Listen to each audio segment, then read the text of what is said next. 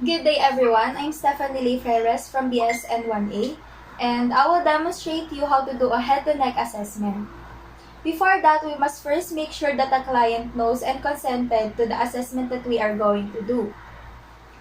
Hi ma'am, I'm your nurse student for today and you are? Shaina. I will do a head-to-neck assessment for you. So shall we start? Yes. Sunod. First, we need to perform hand hygiene to prevent the transmission of microorganisms. And next is to close the curtains to respect the client.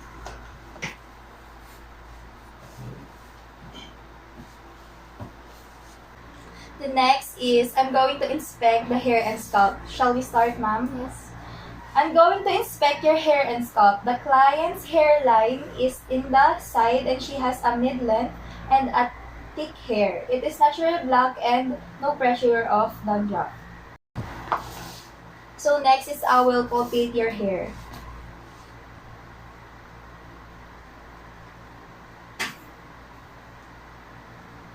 So the texture of her hair is semi-dry. There is also some presence of baby hair. Next, I will palpate your scalp.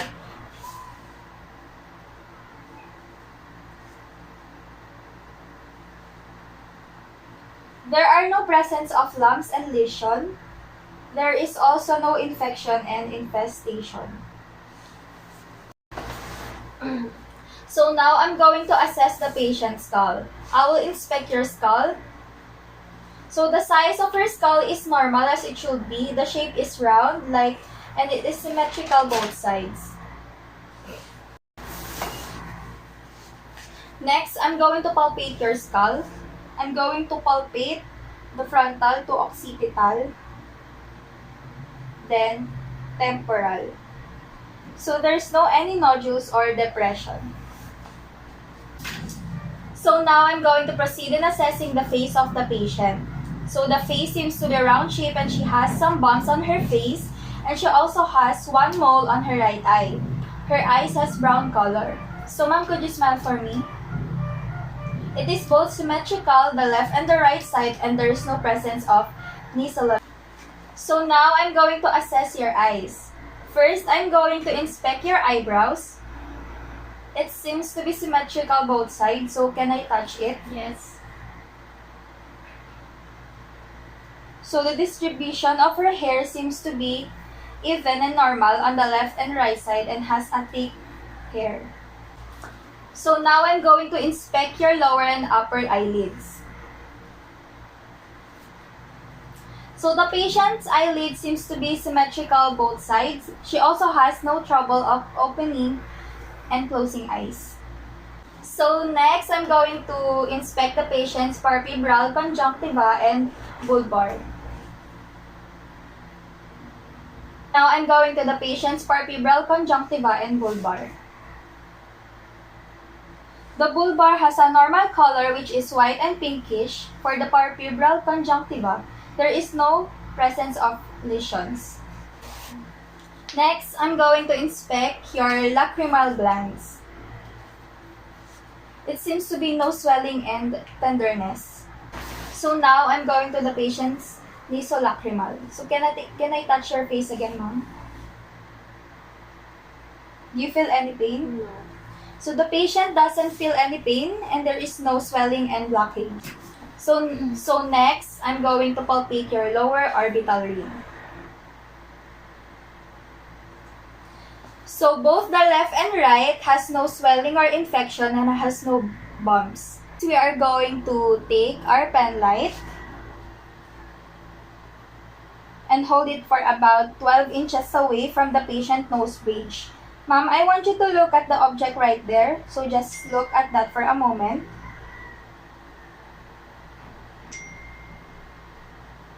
So corneal right reflex is present as it constructs.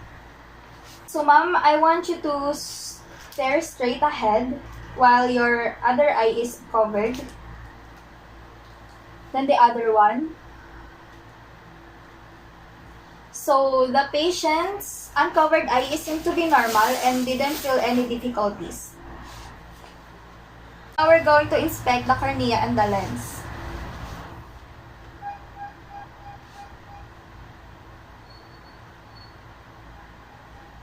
The lens is perfectly normal both on the left and the right side, and the cornea constricts while the shining by the pen light. There are also no abnormalities in the patient's cornea, both the left and the right side. So next, I'm going to inspect the color of the pupil and the shape. The color of the pupil has a black and has a round shape. The size is approximately 4 mm and is symmetrical both of the pupil. So I'm going to shine a light on your eye. Is it okay with you? Yes. So I want you to stare at that object.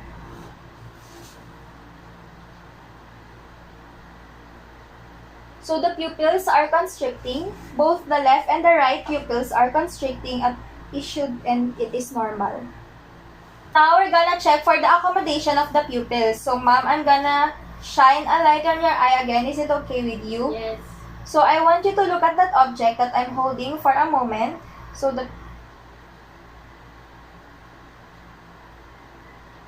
the patient has the ability to focus on the object that I'm holding. Ma'am, for the visual fields, can you sit here?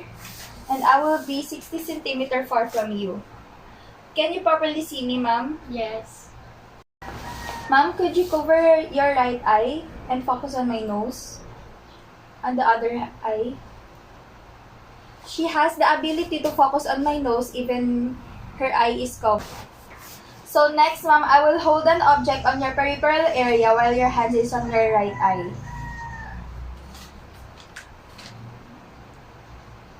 Where did you first see the object, right or left? Right. Okay, so what I'm doing with the object? Light. On the other side, ma'am, can you describe to me what I'm doing with the object? Shining in light. Okay. Next, put again your hands on your right eye, then tell me what's the number in my fingers. 1, 5, 3, 4. Then on the other side. 1, 2, 5, 4. Okay, so the patient seems to identify the number that I'm giving to her. Now is the extraocular. So now, ma'am, I just want you to focus on the object that I'm holding.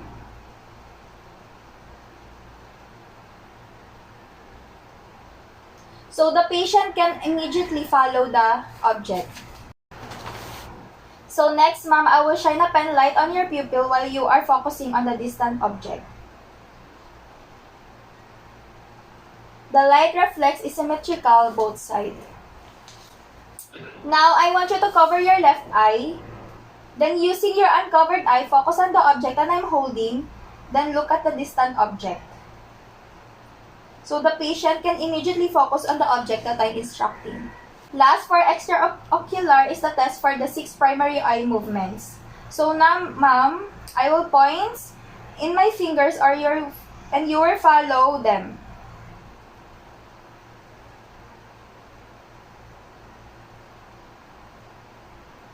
So the eyes of the patient. So now I will assess your visual acuity. So here's a paper, ma'am. I want you to read some words in the paper. MTI, friends, diagnostic lang. The patient can easily read the words from the paper. So last, ma'am, for the assessment of the eye, so this is a Snellen chart. What you're gonna do, ma'am, is to read each other letter in the Snellen chart from the biggest to smallest. E, F, P, T, O, Z, L, P, E, D, P, E, C, F, D, E, D, F, C, Z, P, F, E, L, O, P, Z, D, D, E, F, P, O, T, E, C, L, E, F, O, D, P, C, T. So now we're gonna proceed to the assessing of the patient's nose. So the patient's nose is in the midline of the face. It seemed to be small nose and normal flaring for her nose. There's no any discharges on the patient's nose. Next, we're gonna palpate the external nose of the patient. Do you feel anything as I touch it? No. So there is no tenderness, mass, or dislocation as for the patient. Next, we're going to check the patency of the nostrils. Ma'am, can you cover your nose? Inhale, exhale. The other one. Inhale, exhale. So the patient can breathe easily. So now we're going to proceed on inspecting the internal nose. So now, ma'am, I'm just gonna place my hand on your forehead and tilt it back, okay? So patient's nasal is pinkish in color and there is no swelling. So next, we're gonna proceed on checking the patient's sinuses, the maxillary, and the frontal. So ma'am, I'm just gonna touch your face again. Is it okay with you? Yes.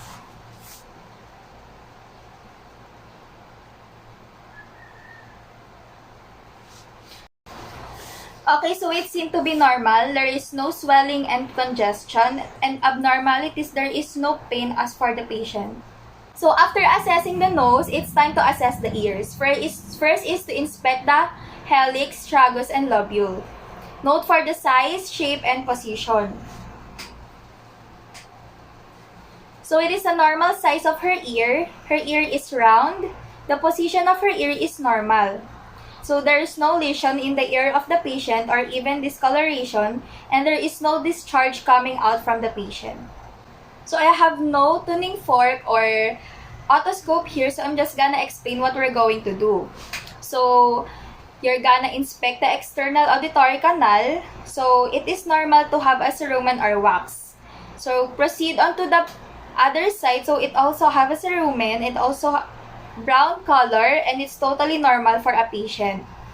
Strike a tuning fork softly with the back of your hand and place its stem on the client's forehead. Again, strike a tuning fork and place its stem at the mastoid process. Tell client to say when he does hear any sound anymore. Move the prongs of the tuning fork in front of the external auditory canal and ask the client if she hears something. So lastly is the assessment of the neck. So for the assessment of the neck, I will palpate your forehead down to your neck. There are some lymph nodes that is totally normal. So next, I'm going to palpate the ear from the back to front, under the chin, and to the anterior.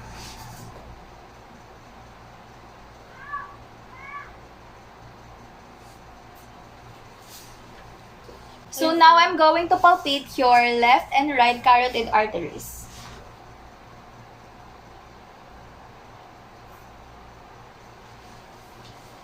So there's a pulse on the left and right carotid arteries of the patient. So now I will palpate your trachea, ma'am.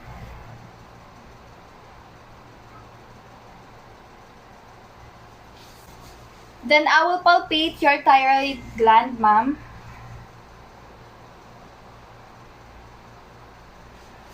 So there is no thyroid enlargement, tenderness, or nodules on the patient. Lastly, the patient is going to touch her chest down to her chin.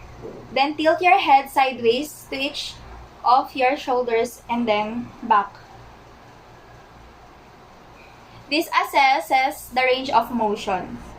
And this is Frayres from BSN 1A. Thank you for watching.